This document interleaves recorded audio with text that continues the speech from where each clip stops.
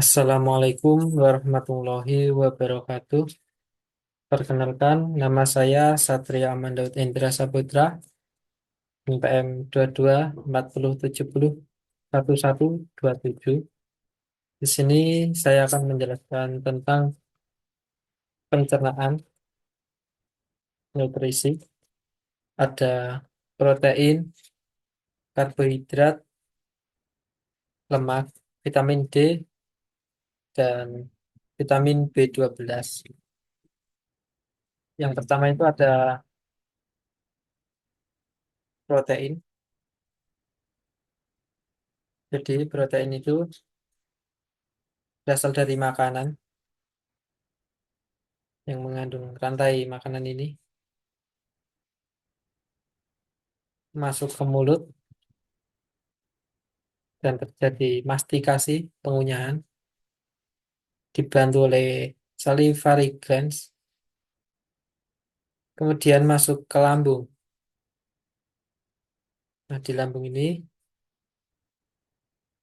ada enzim yang bernama pepsinogen yang diaktifkan oleh HCl atau asam lambung, kemudian menjadi pepsin. Pepsin ini untuk memecah protein, kemudian disederhanakan menjadi polipeptida. Di dalam ini kemudian dari dekat ada, ini adalah lumen. Ini adalah sel-selnya. Sebelah sini ada sieve cell dan parietal cell. Sieve cell ini menghasilkan pepsinogen atau memproduksi. Yang sebelah sini parietal cell ini memproduksi atau menghasilkan HCl. Kemudian pepsinogen dan HCl ini akan mengaktifkan pepsinogen, kemudian menjadi pepsin. Nah, pepsin ini gunanya apa? Gunanya adalah untuk memecah protein dan lebih sederhana lagi smaller peptide dan fragments. Kemudian menuju ke usus halus, dari lambung menuju usus halus, letaknya terutama fokus pada ini duodenum.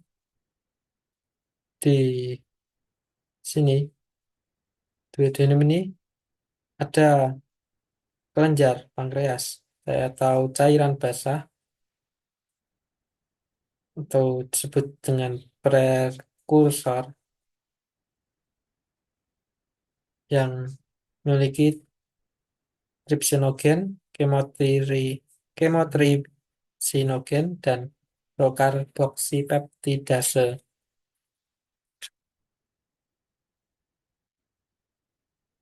Kemudian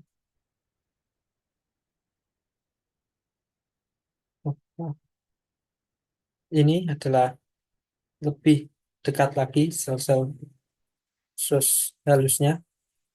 Sel usus halus ini mengeluarkan enzim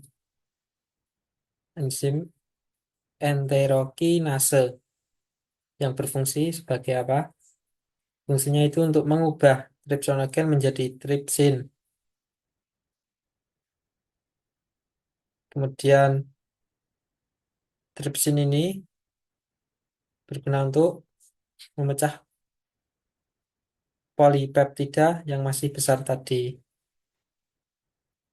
Juga untuk mengaktifkan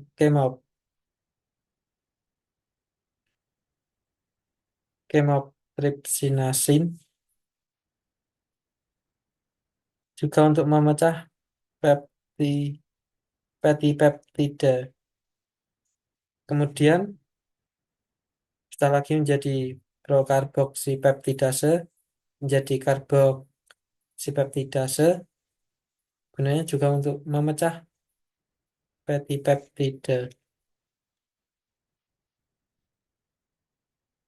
Di usus halus juga mengeluarkan yang namanya enzim untuk menghidrolisis ini. Yang apa namanya? Namanya adalah ini dipeptidase. Untuk memecah apa? Memecah polipeptide menjadi dipeptide. Dipeptide itu dua. Di. Dipeptide dipecah menjadi asam amino. Yang memecah siapa asam amino? Enzim aminopeptidase. Enzim amino ini adalah enzim yang asam amino ini yang paling sederhana, sudah tidak bisa dipecah lagi. Kemudian ini untuk masuk ke sini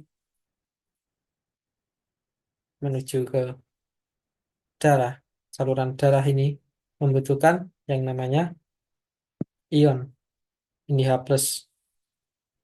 Jadi nanti hidrogen masuk, asam amino juga bisa masuk ke darah. Kemudian dilanjutkan ke hati melalui mulut. Kemudian enzim alfa amilase saliva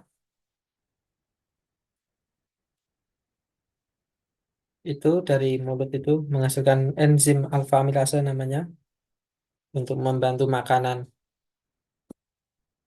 Karbohidrat itu diperah, dipecah sederhana menjadi polisakarida, laktas, maltosa, dekstrin, dan sukrosa. Kemudian masuk ke lambung. Masuk ke lambung itu nanti amilase peka terhadap pH.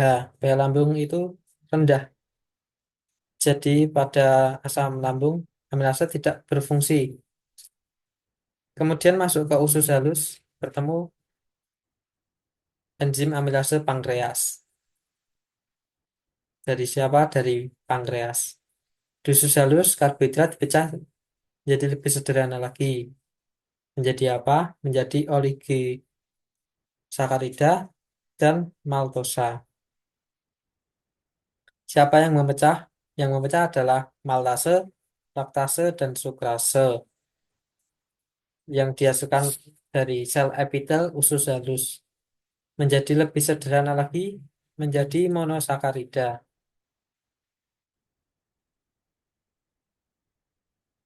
Kemudian gula sederhana tadi dapat diserap oleh usus halus, masuk ke pembuluh darah, masuk ke hati. Hasil akhir proses absorpsi karbohidrat akan diangkut melalui aliran darah untuk menuju ke hati. Ini berarti akhir, proses akhirnya masuk ke hati. Kemudian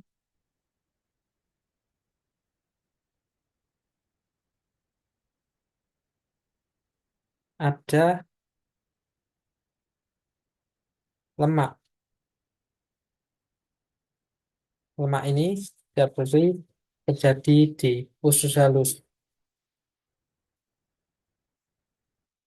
melalui mulut seperti tadi dibantu oleh kelenjar enzim lipase memecah trigliserida menjadi lebih sederhana lagi seperti digliserida, monogliserida, dan asam lemak. Kemudian menuju ke lambung. Di lambung lagi itu nanti dipecah lagi menjadi lebih sederhana dengan enzim gastrik lipase. Kemudian menuju ke usus halus.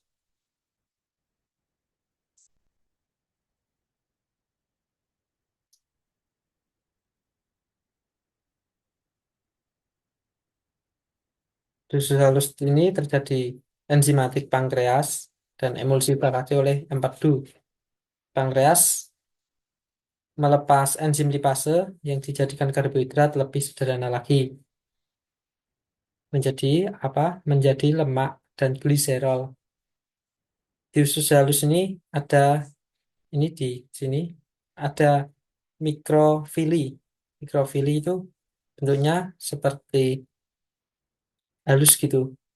Itu gunanya bercabang-cabang gitu, halus, lembut. Itu gunanya untuk menyerap asam lemak dan gliserol untuk dialirkan ke darah.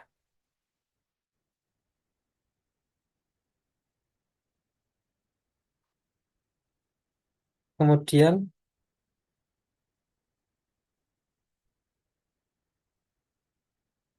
ada vitamin D.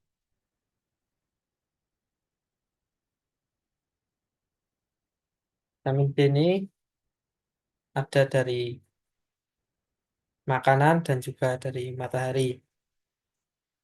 Dari makanan itu D2, dari dan dari kulit itu D3. Keduanya itu nanti dibawa ke hati.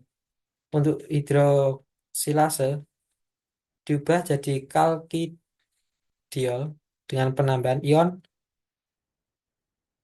OH 25 alfa hidrokilase.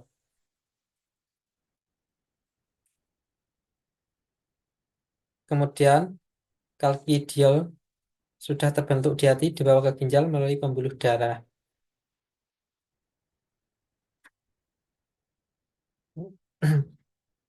Kemudian kalkidiol berperan pada absorpsi kalsium di usus halus. Kalkidiol akan berubah menjadi kalsium transportase yang menjadi media absorpsi kalsium serta membentuk kalbidin. Keseimbangan vitamin D berpengaruh pada absorpsi kalsium.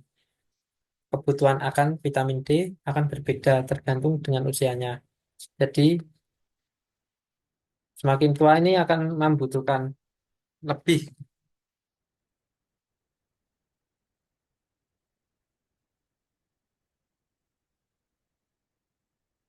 Kemudian yang terakhir ada vitamin B12. Vitamin B12 ini terjadi juga di usus halus, tepatnya di ileum. Kalau protein kan di duodenum. Pertama, vitamin B12 itu digabung dengan intrinik faktor yang diskresi oleh palatal cell. Kemudian itu di lumen, ileum digabung dengan intrinik ke reseptor. Hasil akhir berupa transkobalamin yang mengalir di darah dan berperan pada pembentukan RNA, DNA, dan liposintesis.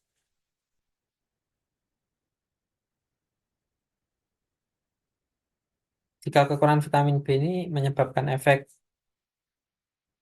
seperti lemahnya otot, anemia, dan recovery tubuh yang lambat. Mungkin sekian yang dapat saya sampaikan.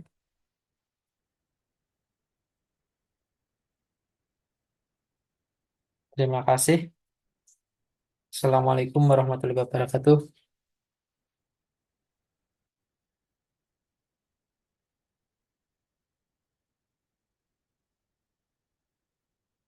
Itu karet.